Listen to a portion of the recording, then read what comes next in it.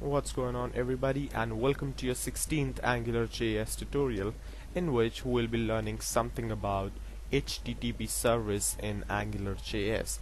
Now, HTTP service is nothing but a fancy way of saying that to retrieve data from servers and remote servers, you can say.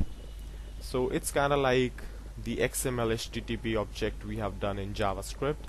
So let's get started with it, and as I write the code, I'll explain what I'm doing. So first of all, let us create a controller, and this application should be about let's say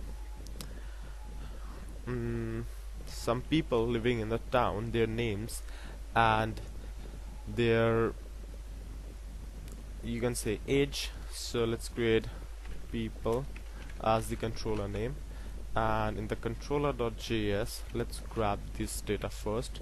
Let's say angular.module, and this should be main app, and since we don't have any dependencies for now, so let's just leave that array as blank, and the controller right here is people.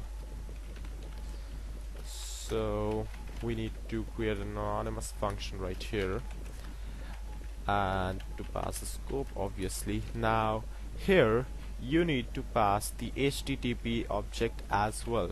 Since this is a core service of AngularJS by now, by the version of 1.3.14, therefore we don't need any dependency for this HTTP object. This would work just fine by including the AngularJS main file itself. So we are good to go. So now in the this function right here, we have access to both scope and HTTP services. So let's get started now, and before actually getting started, we need something as raw data. So let's create a new file here, and in here let's write some raw data for our application. So let's create a JSON out of this, and let's create database.json. Alright, and now let's add something like records, and inside this I'll just do name is male, age 18, then the next record name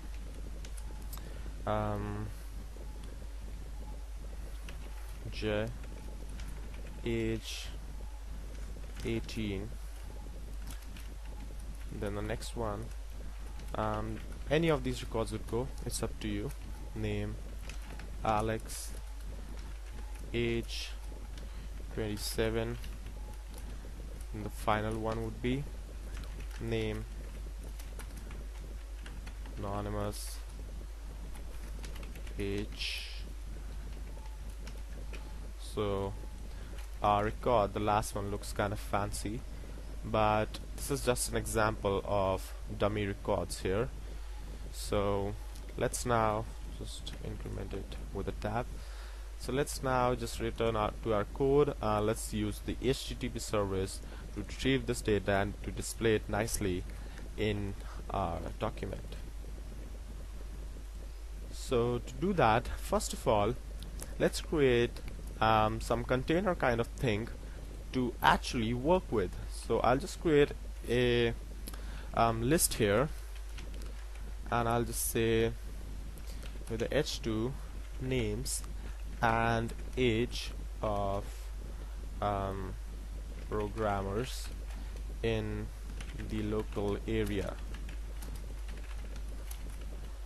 And now what I'll do is I'll make use of the ngRepeat directive, which we learned long back in, I don't know, maybe it's second or third tutorial, but you can always look back into that. So what I'll do is I'll do li ng repeat. Now this would repeat li as many times as the condition inside this is true. So I'll write the condition later on. So now let's write a condition itself right now so that it's easier to work with later. So to start with, in ng repeat, I like to give it a temporary name of the data we are grabbing from Angular scope. So let's write for person in persons, and I know both of these are not defined right now, but we'll be doing this and would be defining this inside the controller just in a minute.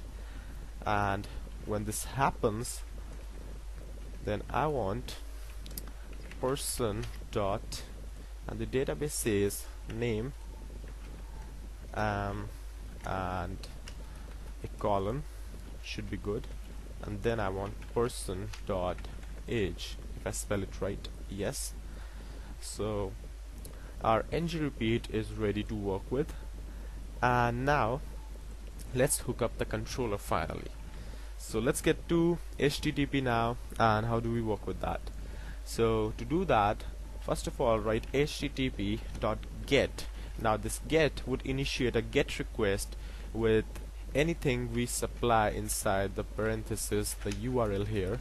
So there would be a get request to that, and since right now we are working on localhost, so I'll just do a localhost URL, and this is AngularJS, I guess, and the file is database.json. So let me just confirm this once in the browser if this actually works. Yeah, so you see guys, this is working. So we have got our file ready. So now the next thing I need to do is this HTTP get, when gets successful, I need to add a method to it which is .success, and this method is fired whenever there's a 200 OK response or some kind of data is retrieved, or basically, you know, when this request gets completed.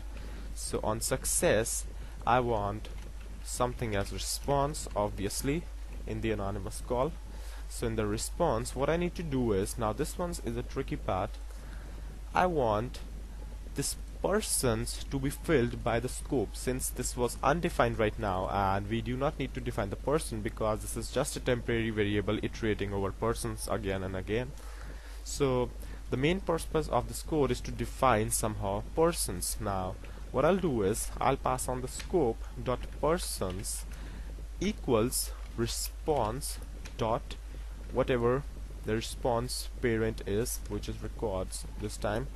So now what's happening here is that first of all we are initiating a GET request with Angular's HTTP service, and then on the success of that request we are getting a response from the server, and we are just injecting the scope dot persons with this response dot records, and this records should match this word right here.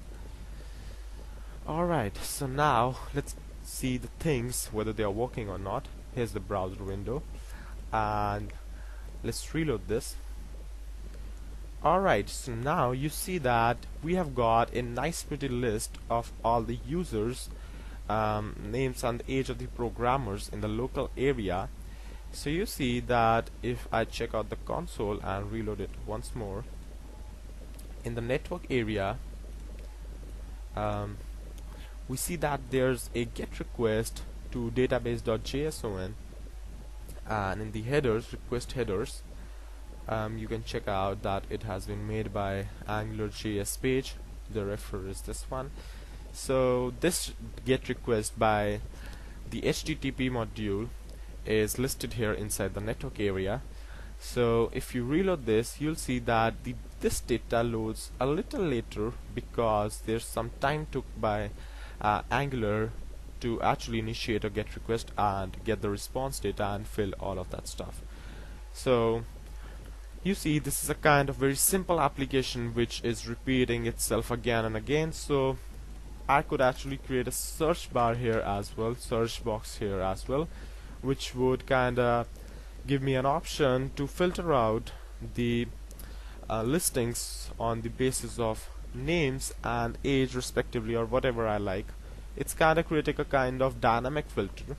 So we'll be looking upon this in a couple of tutorials, but for this tutorial that's it for now, and I'll see you then next time. Don't forget to subscribe, and thank you for watching.